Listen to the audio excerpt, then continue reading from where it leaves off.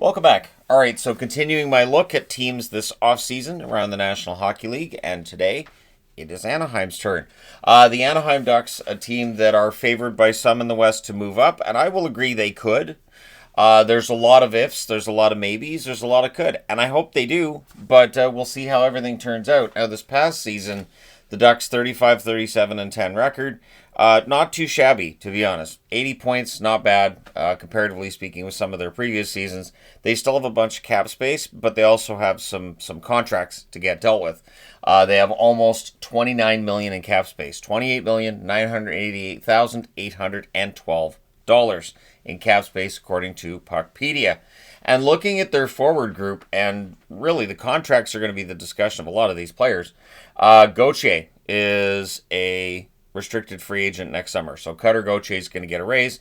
82 games, 20 goals, 24 assists, 44 points for Gauthier this past season in his debut with the Ducks. And he was pretty darn good. Chris Kreider, of course, acquired in a trade from the Rangers. He has a $6.5 million cap hit for 2 more years. 68 games this past season with the Rangers, 22 goals, 8 assists, 30 points. The Ducks were woeful on the power play, so Kreider's presence should either A, help fix the power play, or at the very least, B, he should be able to help guide some of these young players in improving that power play altogether. Frank Vatrano, if he ends up on that third line, there's some good depth here in Anaheim all of a sudden. 81 games, 21 goals, 24 assists, 45 points for Vatrano. And then Nestorenko could very well be on that fourth line, although there's others. Depth-wise, I'll just talk about the depth a little bit here. Up front, you've got Harkins, you've got Johnston, both of them veterans who can jump in, be 13th forwards, play fourth line here and there.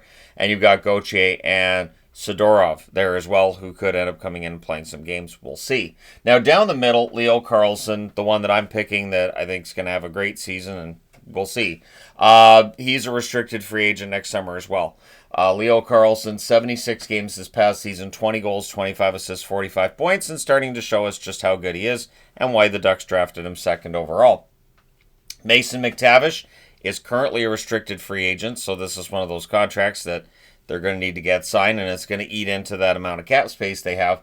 76 games, 22 goals, 30 assists, 52 points for McTavish, and I do feel like Mason McTavish is going to become a point-per-game forward at some point in his career.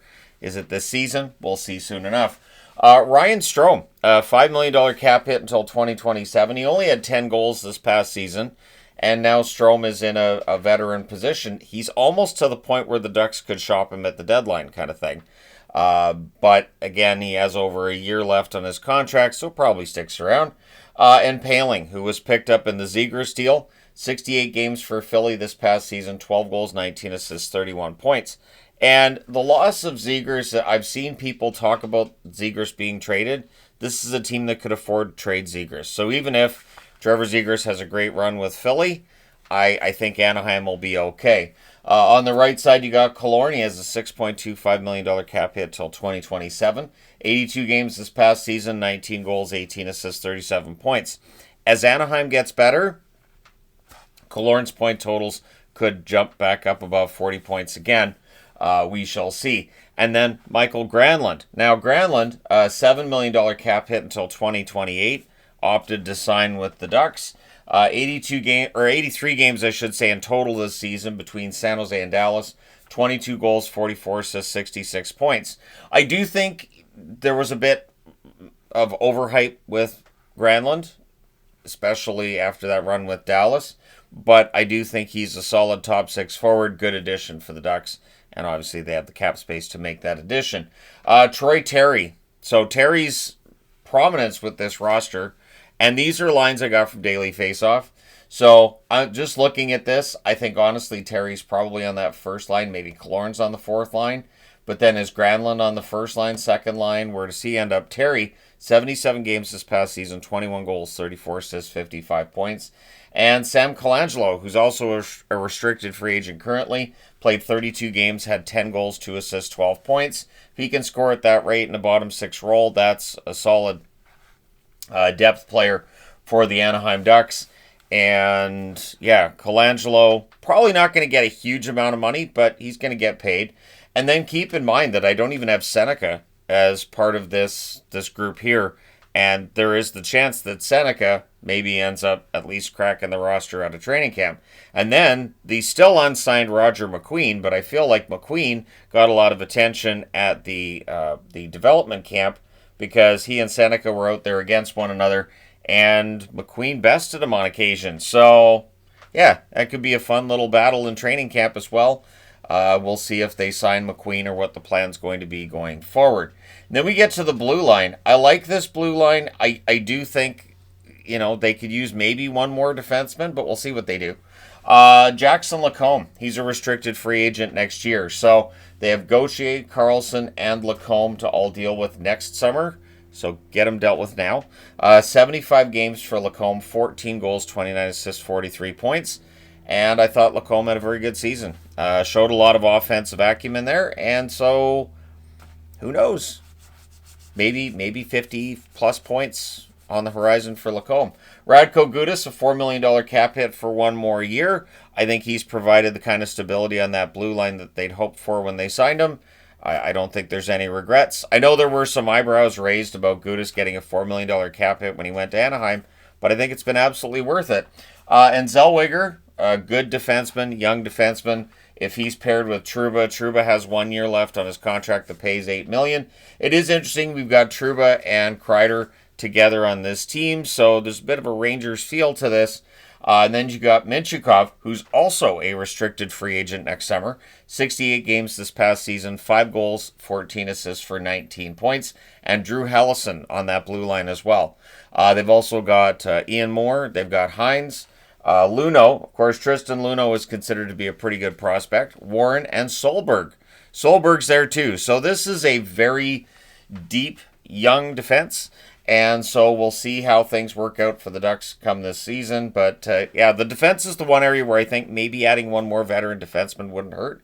But we'll see if they end up doing that. And then the goaltending. Dostal showed that he was the starter this past season, although it felt like he was the starter going into that season anyways. 23-23-7 record, .903 save percentage. He's also a restricted free agent. Dostal had an amazing start to the season. Fell off a bit in the second half, but honestly, he was facing a ton of pucks. If the Anaheim Ducks could cut down on the shots against, that would definitely help them out a lot. And then things get a little bit more fuzzy with the goaltending. So you've got Mrazek, who was acquired. He has a $4.25 million cap hit for one more year. He had a 12-21-2 record combined between Chicago and Detroit. .891 save percentage. But they still have Ville Husso, who has a $2.2 million cap hit for 2 years. He had a 2-6-3 record and an .890 save percentage in combined games between Detroit and Anaheim. So the Anaheim Ducks, clearly Pat Verbeek deciding that Detroit goaltending is the way to go in picking up Mrazek and picking up Husso last season. So we'll see how that goes for them. They also have Klang, they have Clara, they have some good young depth in net. That's really the key thing. Pat Verbeek has been on this rebuild for a while, and he has built up depth up front on the blue line and in net. And this is why when I was talking about the number one draft pick for next year and which teams need that number one draft pick, the Ducks, I didn't feel like were desperately in need of that player. That being said, Gavin McKenna is a right winger. Just imagine Gavin McKenna on the right wing, Carlson in the middle, and Cutter Gauthier on the left side. Kind of makes you salivate a little, doesn't it? Might mean you're hungry. You shouldn't be salivating thinking about hockey players.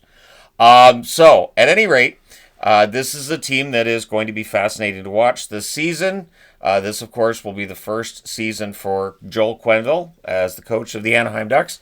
And I know that his presence is going to cause people to pick them to make the playoffs. I haven't got into that part of the offseason yet where I start trying to make official predictions.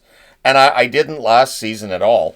So we'll see. We'll see whether or not I make predictions this year. But I do think the Ducks will continue to make improvement. I could see them being a 90-point team. I could also see them jumping up to 95 points and maybe jumping into a playoff spot. But the West is going to be tough. And I think the Pacific is going to get tougher too as San Jose and Anaheim come out of their rebuilds. I do think that the Pacific Division, which has been the weakest of the four divisions, it feels like for some time, could toughen up. And so the Ducks coming out of their rebuild would be part of that. But let me know your thoughts in the comment section below. What do you expect from the Anaheim Ducks this coming season, and what more might they do this offseason? Even with Dostal, McTavish, and others needing new contracts, almost $29 million in cap space, that's a lot of money. And I don't think that Dostal and McTavish take all of that.